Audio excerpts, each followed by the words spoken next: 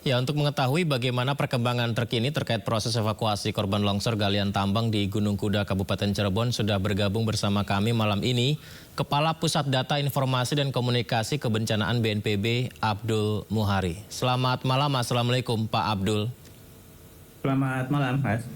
Pak Abdul, terima kasih banyak ya Pak. Di tengah tugasnya ini menyempatkan diri bergabung di Sindo Prime. Pak, kami menerima banyak pertanyaan dari warga Pak. Terakhir kami informasi didapatkan 11 orang meninggal dunia ya Pak dari korban longsor ini. Apakah ada korban lain dan apakah masih ada yang tertimbun Pak? Ya, jelang penutupan pencarian korban hari ini, Jumat 30 Mei 2025 pukul 18.00 tadi, kami menerima update data dari BPBD Cirebon dan Jawa Barat dan juga Basarnas. Itu 13 orang dinyatakan meninggal dunia. Jadi 13 orang ini jasadnya sudah ditemukan, kemudian 12 orang itu sudah teridentifikasi. Kalau bisa saya sebutkan namanya ada Sukendra, Sukadi, Andri, Sanuri, Dedi Hirmawan, Rusjaya, Rino Ahmadi, Sarwah, Ikat Pudiarso, Tony, dan Waston Hamzah, serta Jamaluddin. Jadi dari 13 ini 12 orang sudah teridentifikasi, sudah jelas siapa identitasnya, tinggal satu orang terakhir tadi yang ditemukan itu masih dalam proses identifikasi. Jadi total yang ditemukan jasad korban meninggal akibat longsor di Gunung Kuda Cirebon per hari ini pukul 18.00 itu ada 13 orang. Baik. Kemudian ada 5 orang korban luka itu sudah dibawa ke rumah sakit atas nama Taryana, Heri, Iwan Julianto, Andi, dan Evan Radiansah. Baik, terima kasih Pak Abdul. Saya akan update lagi tim redaksi, berarti 13 orang meninggal dunia, kemudian 12 teridentifikasi ya Pak, tinggal satu yang sedang dicoba cari identifikasinya, begitu ya Pak Abdul ya? Benar, ya. Baik, Pak Abdul, mendapat informasi mengenai bencana ini, musibah ini Pak, itu pukul berapa Pak dari BNPB dan apakah proses evakuasi ataupun mengangkat batu-batunya? Karena kami lihat di sana menumpuk sangat banyak sekali dan menggunakan alat berat yang sangat banyak. Seperti apa prosesnya Pak? Ya, dari data yang kita terima ini dilaporkan ke BNPB sekitar pukul 14.00 tadi siang. Sebelumnya pukul 11.30 itu sudah ada data awal bahwa ada kejadian di Cirebon, tetapi kami belum menerima data korbannya. Untuk unsur yang terlibat saat ini di Cirebon dalam upaya pencarian pertolongan itu ada Basarnas, BPBD. BPBD itu dari 3 kabupaten, 2 kabupaten, 1 provinsi, Cirebon, Majalengka, Jawa Barat. Kemudian Inafis, Polresta Cirebon, Polsek Duku Puntang, Koramil Duku Puntang, dan seterusnya.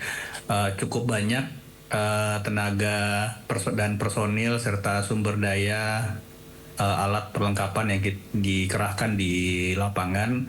Tujuan utamanya hanya bagaimana kita bisa mengoptimalkan keseluruhan personil dan alat perangkat ini untuk bisa mengevakuasi korban secepat mungkin. Kami lihat di TKP Pak dari video-video yang dikirimkan oleh tim kami di lapangan, itu sepertinya sangat rentan ya Pak ya untuk terjadi longsor seperti itu Pak ya?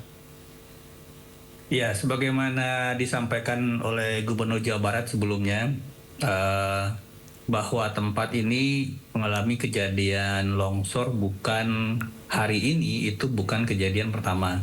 Jadi di tahun 2025 saja itu sudah terjadi longsor di bulan Februari lalu, dan kemudian karena memang tambang ini adalah tambang legal, tambang berizin, jadi aktivitas pertambangan masih tetap berjalan dan memang kita lihat aspek keselamatan pekerja yang mungkin harus menjadi perhatian bagi pemerintah daerah dan sektor terkait untuk bisa mengevaluasi kejadian ini ke depan.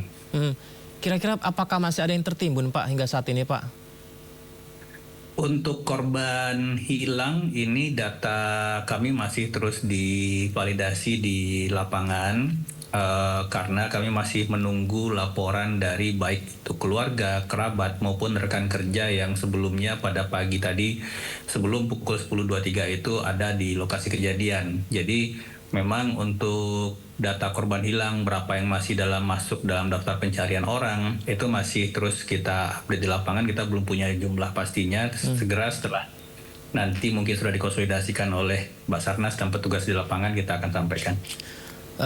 Pak Abdul, banyak juga yang bertanya mengenai proses evakuasi. Tadi saya dengar Pak Abdul sampaikan bahwa ditutup sementara. Betulkah demikian Pak? Kalau memang benar, pertimbangannya bagaimana Pak?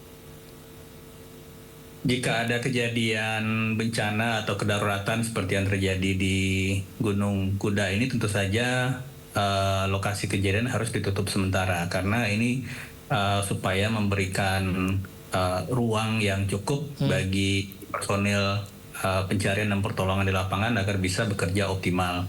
Dan tentu saja diharapkan tidak ada masyarakat ataupun pekerja tambang yang kembali ke lokasi tersebut. Itu kenapa harus diberi garis polisi dulu. Tentu saja ini untuk menjaga keselamatan bersama. Karena longsor ini bisa saja terjadi longsor susulan. Jadi benar-benar harus melihat lapangan. Pertama harus memberikan ruang yang cukup bagi alat perangkat personel di lapangan untuk melakukan pertolongan dan kemudian menjaga keselamatan warga setempat atau pekerja di daerah sekitar lokasi kejadian. Lantas proses evakuasinya apakah masih berlangsung Pak sampai sekarang dan apakah ada jeda waktu sampai kapan nanti ini proses evakuasi berlangsung?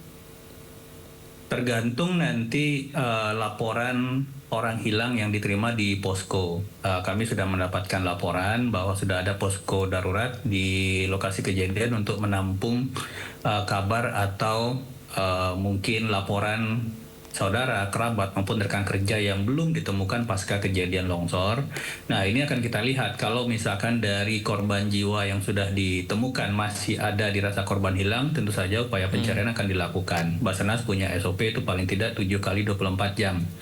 Nah, ini sekali lagi akan melihat perkembangan dari laporan status orang yang masih dirasa terjebak di lokasi kejadian.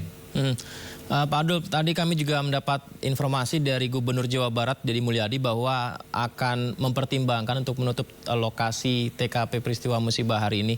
Nah, kalau dari BNPB sendiri mendengar tadi Pak Abdul sampaikan juga bahwa sekitarnya juga sangat rentan terjadi longsor. Kami terima data sudah 3 kali peristiwa seperti ini terjadi, Pak. Apakah memang ini sudah tidak layak lagi untuk bisa dilakukan aktivitas tambang berikutnya, Pak?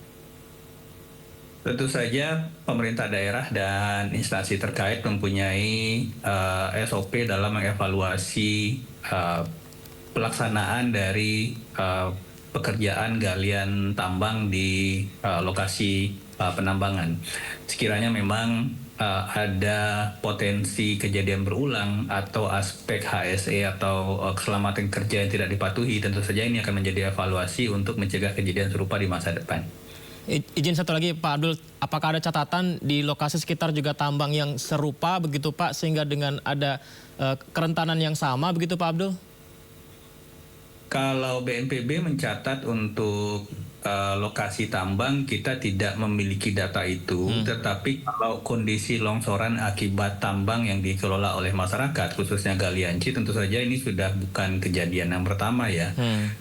Banyak kejadian-kejadian serupa yang dilaporkan ke BNPB yang kemudian menelan korban jiwa cukup banyak. Tidak hanya galian C, juga ada galian tambang-tambang lain, tipe lain, jenis lain yang juga pernah mengakibatkan kejadian serupa. Intinya cuma satu, bahwa keselamatan kerja apabila tidak diperhatikan dengan baik, tentu saja ini akan sangat berisiko bagi pekerja yang ada di sana. Intinya tadi seperti yang Pak Abdul sampaikan, keselamatan kerja harus jadi yang utama ya. Pak Abdul, terima kasih banyak Pak sudah berbagi bersama kami. Selamat malam Pak, selamat bertugas kembali Pak Abdul. Selamat malam Mas, terima kasih.